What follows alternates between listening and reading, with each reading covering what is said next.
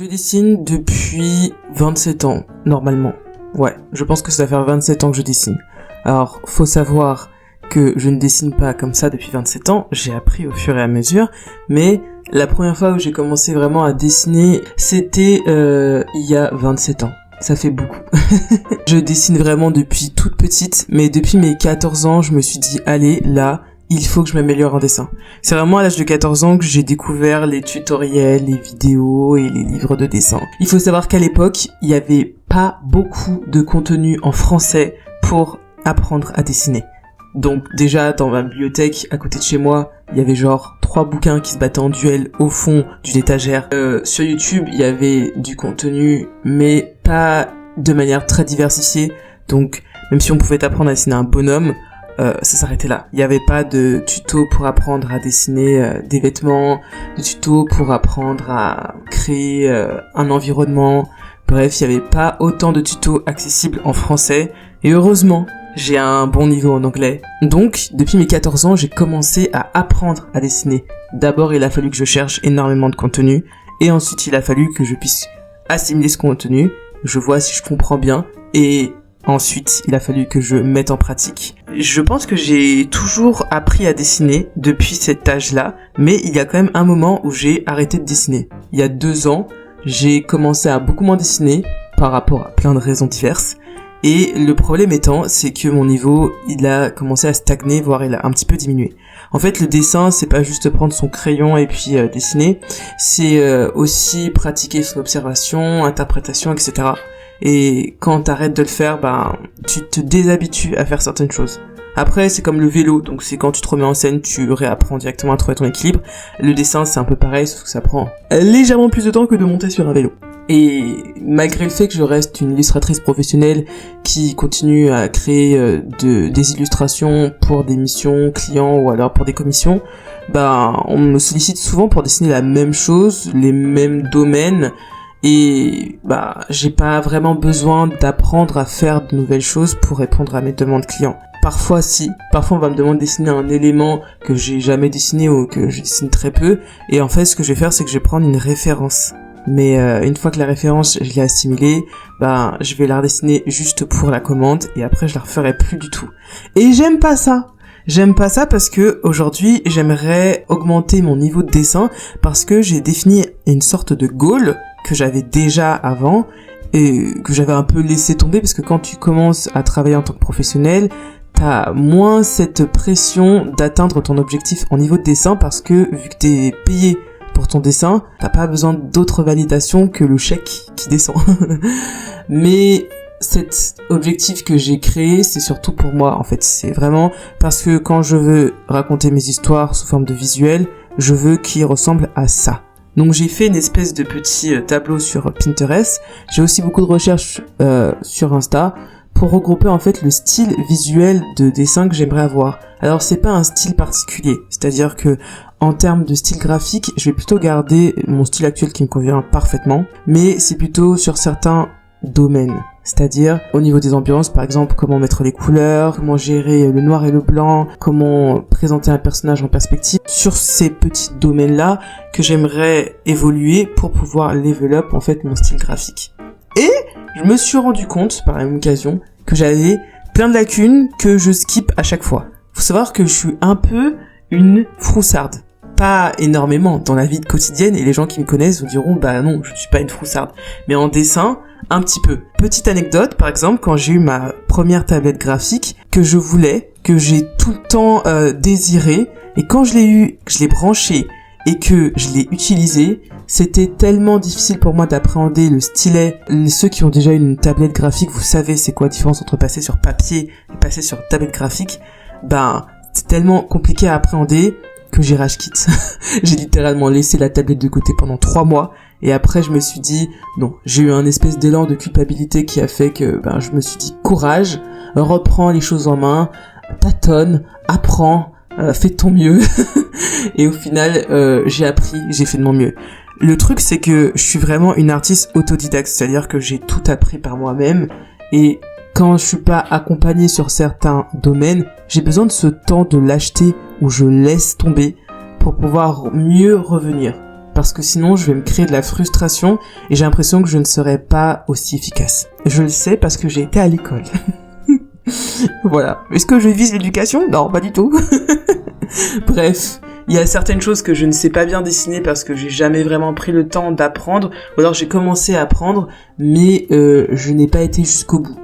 Et cette année, qui touche à sa fin, haha, eh bien, j'ai décidé de changer tout ça. Je me suis dit que j'aimerais évoluer et reprendre cet objectif visuel que je voulais avoir, me réapproprier mon art et mon style graphique, et donc, il faut que je passe par l'apprentissage de ces choses que je délaisse ou que je ne connais pas. Donc, pour éviter de lâchement abandonner ce que je viens de dire, je fais une vidéo. Comme ça, c'est gravé dans la pierre. Mais surtout parce que je me dis qu'il y a plein d'autres personnes qui sont sûrement dans ce genre de cas, qui ont peur de se lancer dans des domaines qui sont un peu compliqués, qui ont peur de sortir de leur zone de confort, mais je pense que c'est nécessaire en tant qu'artiste de sortir de sa zone de confort, surtout quand c'est un désir profond caché. Si tu veux dessiner par exemple des femmes, et que toi ton style c'est toujours dessiner des hommes parce que t'appréhendes la façon de dessiner le corps d'une femme, c'est compliqué, c'est moins intuitif pour toi parce que tu t'es moins exercé, eh bien c'est un objectif qui est ancré en toi, alors je vais te donner un peu d'élan, et on va tous se donner de l'élan pour pouvoir le faire. J'ai donc décidé de lancer le défi hors zone, qui fait référence directement à la zone de confort. On sort de notre zone de confort tous ensemble. Et pour ça, j'ai fait une liste de 12 choses que j'aimerais apprendre à maîtriser en dessin, mais que soit je ne maîtrise pas hyper bien, mais que je dessine quand même un peu, soit pas du tout. Je me suis lancé 12 petits défis, et quand je lance des défis, il n'y a pas de deadline. Le but, c'est quand même d'avoir une certaine régularité, c'est-à-dire que tu vas pas faire le premier défi et ensuite tu pars pendant 6 mois, et après tu fais le deuxième défi, et après tu pars pendant 4 ans, et tu refais le troisième défi, et après tu te rends compte que ça sert à rien. Non, il n'y a pas de deadline parce qu'on se frustre pas avec une date, parce que je sais que tout le monde évolue à son rythme. Ce n'est pas une course, c'est un marathon. Donc, prends ton temps. Par contre, il y a des petites conditions pour le défi hors zone. Déjà, tu peux suivre ma liste. Voilà, tu peux te faire 12 petits points personnels. Par exemple, toi, si tu sais maîtriser, je sais pas moi, les personnages robotiques, le mets pas sur la liste, voilà, ou skip de la liste, mais le but c'est quand même qu'on puisse évoluer tous ensemble dans ce défi hors zone. Donc, soit tu prends ma liste, soit tu te fais une liste toi-même, tu choisis 12 choses que t'aimerais bien apprendre à dessiner depuis longtemps, mais que tu procrastines dessus, et ensuite, tu vas te faire un petit planning, c'est-à-dire que le but c'est pas de se dire tous les lundis je le fais, mais de se dire que à quelle fréquence je le fais. Structure ton temps, trouve-toi un créneau où tu peux dessiner, tu peux vraiment mettre du temps, et dis-toi qu'il ne faut pas que tu laisses un mois passer avant de passer au deuxième défi, parce que sinon ça va être compliqué. Voilà, ça c'était pour le contour du défi. So glad, baby. I'm glad as I can be. Maintenant, on va rentrer dans le vif du sujet, en quoi consiste le défi hors zone et comment ça va se préparer. Donc, ça va se lancer le jour où tu verras cette vidéo, c'est que je l'ai lancé. Moi, autant je tourne cette vidéo, on est début novembre, donc je pense que ça va se goupiller vers la fin novembre. Comme je dis, il n'y a pas de date de fin, donc même si on passe en 2026, ça peut être une très bonne résolution pour toi. Chaque semaine, je vais prendre une double page de mon carnet de croquis et je vais étudier le thème que je dois apprendre à dessiner à fond. C'est-à-dire que je vais chercher des images de référence. Pensez aussi à la bibliothèque et récupérer des livres un peu documentaires pour vraiment voir le sujet in real life. Ensuite, je vais réaliser une illustration d'imagination par rapport à ce que j'ai appris. Et le but du jeu, c'est que dans mes prochaines réalisations, c'est que je rajoute ce nouvel élément que j'ai appris pour pouvoir le potasser. Ça veut dire que si par exemple j'ai appris les robots, les animaux et puis les vêtements en 6 semaines, eh bien dans 6 semaines, le dessin qui va sortir, il aura ces 3 caractéristiques, ou au moins 2 des caractéristiques, parce qu'au bout d'un moment, 12 éléments, ça va être un peu du n'importe quoi. Vous allez voir, les sujets que j'ai choisis sont assez parfois opposés les uns des autres, bien que ça pourrait être un sujet final, une illustration finale, où il faudra mettre tous les éléments, les 12 éléments que j'ai appris à dessiner. Ça va faire un gros n'importe quoi, mais ça va être assez rigolo. Autre chose, c'est bien d'être soutenu quand on se lance ce genre de défi. Ce qui est intéressant avec la communauté de dessinateurs, c'est qu'on est chill, on est cool, on est vraiment bienveillant. Enfin, franchement, je trouve qu'il n'y a pas autant cet esprit compétitif que dans d'autres domaines que je ne citerai pas. Donc, il faut en profiter. Si tu sais pas dans quelle communauté tu peux rentrer, sache que moi, j'ai créé un Discord où je développe une petite communauté. Le lien de mon Discord sera en description, bien évidemment, et sinon il est directement en lien dans ma bio grâce au Linktree qui est sur mon compte Instagram. Mais bref, on en reparlera après. Rejoins la communauté, je vais créer un salon spécifique pour le défi Hearthzone où vous allez pouvoir chaque semaine publier en fait ce que vous avez appris. Et l'avantage c'est que si tu arrives un peu après ou si tu prends plus de temps que les autres pour assimiler un sujet, eh bien tu vas pouvoir voir les réactions des autres qui pourraient aussi être de bons tutos ou alors des exercices d'observation. Et ça c'est vachement cool. Sans plus de blabla, parce que ça fait déjà un petit moment que je parle, je vais te présenter les 12 thèmes et je vais vite fait t'expliquer pourquoi est-ce que je les ai mis. Et bien sûr, tu vas te rappeler qu'il y a des dessins à moi, enfin j'essaie de montrer des exemples en même temps, où j'ai déjà essayé de dessiner ce genre de choses, mais je trouve que je ne le maîtrise pas assez. Voilà, je trouve. Alors, en numéro 1, c'est les muscles. Je sais pas dessiner des muscles correctement. On dirait, mais je triche de fou. Franchement. Et à chaque fois que je dois dessiner des muscles, je mets un temps pas possible. C'est pas possible que, avec 27 ans de dessin, de création de personnages humanoïdes, je n'arrive pas à dessiner des muscles. Mais c'est parce que je me suis jamais penché sur comment on dessine concrètement un muscle. Voilà, je fais vraiment au global, j'essaie de tricher comme je dis, j'ai pas eu besoin vraiment de me pencher dessus. Aujourd'hui, j'aimerais me pencher plus sur ce sujet. Pourquoi ? Parce que le deuxième thème du défi Hearthzone, c'est les personnages masculins. J'adore dessiner des personnages féminins, mais pas que. Il y a aussi une grosse période de ma vie où j'ai carrément dédicacé mon art à la féminité et à l'enfance, parce que je trouve que ce sont sous-représentés dans plein de domaines artistiques et dans notre société, et je voulais un peu rééquilibrer la balance. Aujourd'hui, je veux toujours représenter la femme, mais j'aimerais aussi créer des personnages masculins, parce que dans les histoires que j'aimerais développer, j'ai des personnages masculins, j'en parlerai plus tard, mais je travaille actuellement sur un projet illustré basé sur une histoire. Et mon personnage principal, c'est un homme, donc j'ai besoin d'apprendre à dessiner les hommes. Faut savoir que je peux créer des histoires qui tournent autour de la femme, qui centralisent vraiment la femme, mais faire quand même des personnages masculins, et c'est important. Par exemple, je pourrais donner...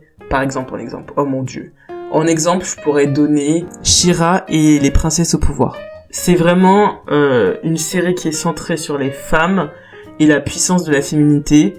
Pourtant, il y a des personnages masculins. Et je trouve ça super intéressant. Donc, je voudrais vraiment pouvoir apprendre à équilibrer ça. Et ça passe, du coup, par apprendre à dessiner des hommes. En numéro 3, les robots et les mechas. J'ai toujours été fan des dessins de robots et de mechas. Franchement, je trouve ça dingue.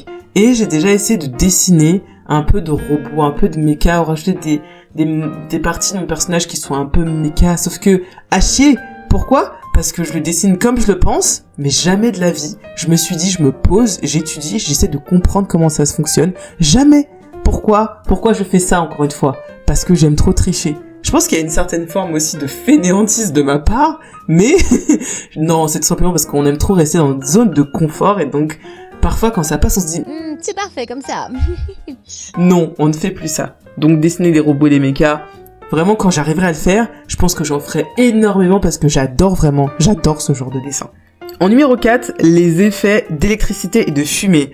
Alors, il y a beaucoup de fois où je fais des effets de fumée sur mes dessins, sauf que, t'as capté, il y a aucun travail dessus. Vraiment, il y a aucun travail. Je pense que j'ai vu une référence sur Pinterest, je me suis dit ça fonctionne avec le dessin que je voulais faire, et pour les fois suivantes où j'ai dû refaire cet effet de fumée, je me suis rebasé sur ça et je suis pas allé plus loin. C'est dommage parce que quand je regarde certaines illustrations, les effets de fumée, franchement, elles sont dingues, elles sont trop bien faites, et elles donnent vraiment une dimension, elles apportent quelque chose, même au niveau émotionnel, donc c'est pour ça que j'aimerais apprendre à le maîtriser, je trouve que c'est très important. Et l'effet électrique, c'est parce que dernièrement, je suis tombée sur des illustrations de malades, et je me suis dit, mecha, effet électrique, c'est pas mal. Par ailleurs, dans le fameux projet d'histoire que j'illustre, il y a quand même un petit côté... on va dire, invention qui est mise en avant. Et je pense que les effets électriques, ça pourrait être sympa. Je pense là juste de tête à une scène où on voit vraiment une machine qui part un peu en vrille. Et rajouter des effets électriques, ce serait juste trop bien. Sauf que je ne sais pas le faire parce que j'ai jamais dessiné d'effets électriques. En numéro 5, les animaux humanisés. Je ne parle pas des personnages avec des petites oreilles de chat et puis une queue de chat, mais on voit que c'est un humain qui ont des petits, on va dire des petits éléments d'animaux sur eux. Non, je parle vraiment de l'animal humanisé. C'est-à-dire que c'est un animal, sauf qu'il commence à avoir une morphologie un peu humaine, mais tout en gardant sa morphologie animale. Je trouve ça cool et je trouve ça intéressant. Encore une fois, parce que dans mon projet d'illustration de livre, eh bien, il y a des créatures qui sont très animales, humanisées. Et ça, je saurais pas le dessiner correctement. Parce que, comme je dis, je fais l'inverse. Je rajoute des éléments animaux sur un humain, mais jamais j'humanise une créature. Ce qui est intéressant, c'est que je dessine des animaux de temps en temps, mais à chaque fois que je veux dessiner un animal, je vais chercher une référence, je dessine cet animal, et ensuite j'ai fini. Alors que j'étudie jamais la morphologie, les proportions, comment se construit l'animal. Et je trouve ça très intéressant. Sachant qu'il y a beaucoup d'animaux sur Terre, vraiment beaucoup, je pense qu'il va falloir que je prenne vraiment mon temps de sélectionner quelques animaux. Je pense que je vais essayer de faire ce petit travail en amont et sélectionner les animaux que j'aurai besoin pour illustrer le livre et au fur et à mesure continuer à étudier d'autres animaux. En numéro 6, c'est les scènes de combat. Je dessine pas souvent des scènes de combat. Je pense que c'est parce que j'ai pas vraiment eu d'occasion, mais j'adore les scènes de combat. Franchement, les scènes de combat qui m'ont le plus impacté, c'est dans Avatar, le dernier maître de l'air, et l'Avatar Korra, la suite. Franchement, les scènes de combat, j'ai adoré. Alors bien sûr, j'ai plein de scènes de combat que j'adore dans pas mal d'animés, mais vraiment, ceux-là, c'est ceux qui m'ont le plus impacté parce que déjà, c'est les premiers que j'ai vus quand j'étais gosse, avec Jackie Chan. Il y a aussi le fait que c'est repris directement des arts martiaux, et je trouve que c'est très, très juste dans les mouvements, et pas exagéré, etc. Donc franchement, j'ai adoré. En numéro 7, les personnes âgées. Je dessine pratiquement jamais de personnes âgées, sauf quand c'est pour faire des petits dessins à la con dans mon carnet. C'est pas normal. Parce que il y a une dimension qui est super intéressante avec les personnes âgées, c'est que dans certaines histoires, ils sont vraiment le symbole de la connaissance et de la sagesse. Dans le livre que je dois illustrer, il y a pas mal de personnes âgées qui ont vraiment un rôle impactant et intéressant dans l'histoire. Je dois pouvoir leur rendre justice et leur faire un bête de design. Je peux pas juste faire un personnage en mode gaulerie et je m'en fiche du reste. Non, c'est pas possible. En numéro 8, les habits spécifiques. Je dessine énormément de vêtements, mais le look principal, ça va être streetwear. Vraiment, c'est le look que je kiffe de fou. Alors, c'est pas du tout mon style vestimentaire, mais je trouve que c'est super, je sais pas, j'adore dessiner. Je m'inspire un peu de tenues un peu traditionnelles, surtout traditionnelles africaines et traditionnelles antillaises, mais sinon pas plus. Mais quand je dis habits spécifiques, c'est-à-dire que des habits qui viennent par exemple du XVIIe siècle, qui viennent, je sais pas moi, des temps de...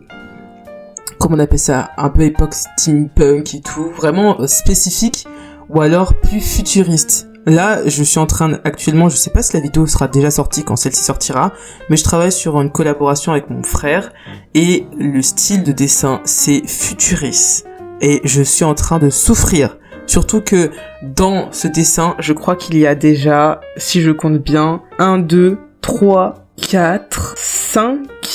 Ouais, il y a 5 des thèmes de cette liste qui sont dans ce dessin. J'ai pas mal repoussé des fois parce que c'était très compliqué. Et je pense que c'est vraiment en travaillant sur ce projet-là que je me suis dit, meuf, il faut que tu te poses et que tu apprennes. Voilà. Ensuite, en numéro 9, nous avons les poses en perspective. C'est vraiment le thème que je redoute le plus. Vraiment, c'est le thème que je redoute le plus. Il est placé pas trop à la fin, au cas où, comme ça, je fais pas en mode... J'ai fait les 11, pas la peine de faire le 12e. Non, voilà, il est un peu au milieu, qu'on va dire en fin de milieu. Comme ça, j'ai eu le temps de vraiment me familiariser avec le défi. Mais la perspective me fait peur. Je pense que j'ai eu une mauvaise expérience de la perspective quand j'étais au collège et qu'on a dû faire cette espèce de rue, là. Je pense que tout le monde a dû faire ça avec les arbres moches. Et je pensais que j'avais d'être ça, j'avais compris la perspective, et quand ma prof a corrigé, en plus elle a corrigé en rouge alors qu'elle nous a demandé de faire l'exercice au crayon à papier, j'ai vu que j'avais tout faux. À partir de là, je pense que j'ai laissé tomber. Bien sûr que j'utilise un peu de perspective dans mes dessins, très légèrement, mais quand c'est des poses en perspective vraiment exagérées, je maîtrise plus. Il y a plus rien, je maîtrise plus. Dernièrement, dans mon carnet de croquis, j'ai quand même essayé d'apprendre, enfin de développer encore plus cette connaissance. J'ai vraiment galéré de fou et c'était pas très agréable comme moment. Mais je souhaite maîtriser ça. Il faut que j'apprenne à faire des personnages en perspective parce que mes dessins, ma composition, elle va level up et rien que pour ça, rien que pour cet objectif-là, ça me motive de fou. En numéro 10, on a les armes à feu. Les armes genre katana, épée, shuriken, tout ça je maîtrise, y a aucun problème, même si je fais pas souvent des dessins avec ça. Mais je maîtrise plutôt, j'arrive à comprendre où est-ce qu'il faut placer parce que c'est une base qui est très linéaire. Mais quand il s'agit de dessiner une arme à feu, mais quelle galère! Parce que je pense que c'est un engin et ça va se rapporter à tout ce qui va être robot et méca. Il y a toutes ces dimensions un peu mécaniques que j'arrive pas encore à gérer. Et en plus je fais toujours les flingues de profil et j'aimerais vraiment les apprendre à les faire de plein de sens différents. En numéro 11, nous avons les ghouls et les peaux non humaines. Qu'est-ce que j'entends par peau non humaine? Ça va être tout ce qui va être écailles de poisson, peau un peu flasque, vraiment, bah, si tu comprends ce que c'est une ghoul, tu vois un peu dans quelle dimension on rentre. J'ai jamais vraiment dessiné ce genre de personnage, je pense que c'est comme les personnes âgées, j'ai toujours fait des petits dessins tranquilles comme ça, ou des suggestions dans certaines illustrations, mais je me suis pas vraiment intéressée parce que ça a jamais été mon sujet principal. J'aimerais bien apprendre à les faire. Parce que, plus ça va, plus j'ai l'impression que les monstres, c'est cool. C'est grave cool. Vraiment, je sais pas comment vous dire ça, mais je commence à m'intéresser de plus en plus aux créatures qui sont écartées de l'humanité, enfin du côté humain, mais qui ont de l'humanité en eux. Dans le livre que je dois illustrer, eh bien, y a pas mal de créatures qui sont pas humaines, qui sont pas non plus animales, donc c'est bien que je puisse pouvoir créer mes propres créatures. Mais pour cela, il me faut des bases. Et le dernier thème, le thème que j'attends de plus, même si il arrive à la fin, et c'était sûrement pour me motiver que je l'ai mis à la fin, c'est les personnages ailés. Alors je sais dessiner des ailes, de face, et ça s'arrête là. Et en plus, c'est dégueulasse. Voilà. Mais j'adore les personnages ailés, et je trouve que c'est trop beau. Dans Has-Been Hotel, la façon dont les ailes des anges sont faites, le fait qu'il y a 4 ailes, ou alors 6 ailes, je trouve ça trop cool. Et je me suis dit, c'est vraiment quelque chose qui peut apporter une nouvelle dimension à mes dessins et à mes personnages. Et j'ai vraiment trop hâte parce que je sais que je vais m'éclater. Je pense qu'il y aura aussi une petite dimension des colo parce que les ailes souvent c'est en blanc et maîtriser le blanc avec des belles nuances et tout, j'ai encore un petit peu de mal, surtout au niveau des ailes. Donc ça va être super sympa. Et j'ai déjà une idée dans ma tête de à quoi je veux que mes ailes ressemblent. Un peu brillant et tout, donc j'ai trop hâte d'apprendre à dessiner ça. Voilà, c'est pour ça que je l'ai mis à la fin, comme ça me sauce. Ce sont les 12 thèmes du défi hors zone. Je sais pas si vous ça vous parle, je sais pas si vous, il y en a que vous maîtrisez de fou, je sais pas si on a pour vous que c'est un peu bancal, mais en tous les cas, je vous invite à le faire. Vous mettez le hashtag défi hors zone sur Instagram, et comme ça je vais aller regarder vos dessins, et en plus je vais pouvoir interagir avec vous parce que toute personne qui va utiliser le hashtag défi hors zone, je m'engage à poster un petit commentaire pour faire un petit retour de ce que moi j'en pense. Bien sûr, c'est un retour qui est pas influencé par mon opinion personnelle, mais par moi ce que j'en ai appris et comment est-ce que j'interprète ton dessin.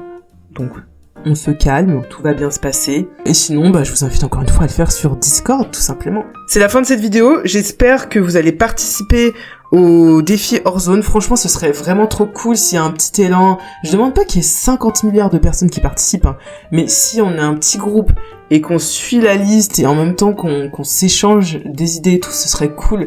C'est aussi à moi d'être régulière et de vraiment m'y tenir. Après tout, ce défi, il est un peu personnel, il est quand même à 80% personnel et 20% pour ma communauté. Donc, c'est à moi aussi de faire le taf, même si il n'y a pas forcément de gens qui suivent. Mais s'il y a des gens qui viennent et qui participent, ce serait vraiment trop chouette. Je n'ai pas grand chose à dire de plus, à part, on se retrouve pour le défi hors zone.